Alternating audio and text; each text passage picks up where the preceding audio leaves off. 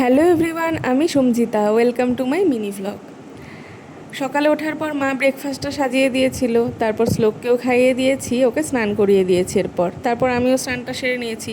মা আর মামনিকে আগেই খেয়ে নিতে বলেছিলাম, তাই ওরা খাচ্ছিল। এরপর আমরাও লাঞ্চটা সেরে নিয়েছিলাম।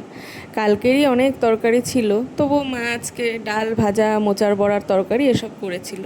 আর আজকে শ্লোকের পাপা আর ঠাম্মা কলকাতা ফিরে যাচ্ছে। ছেলে তখন ঘুমিয়েছিল, তাই পাপা একটু আদর করছিল আর কি। আর ঠাম্মাও আদর করছিল। আর ওপরের ঘরে একা থাকবে, তাই ওকে নিচের ঘরে শুয়ে দিয়েছিলাম। আসলে ওই বাড়িতে তো ঠাম্মা আর আমার সাথে ওর সারাটা দিন কাটে, তাই ঠাম্মাও নাতিকে মিস করবে আর নাতিও করবে। তারপর ওদেরকে আমরা টোটো অব্দি একটু এগিয়ে দিচ্ছিলাম, আমি আর বাবা, কারণ ওদের বিকেলেই ট্রেন ছিল, তাই তাড়াতাড়ি বেরিয়ে গিয়েছিল। আর দাদা আর বৌদি ভাইরা তো ছিল না বাড়িতে, ওরা আজকে রাতে ফিরবে, তাই ওদের সাথে আর এবার দেখা হলো না। এরপর ও যখন আমাকে আবার নিতে আসবে, তখন নিশ্চয়ই দেখা হবে, গল্প হবে আরও।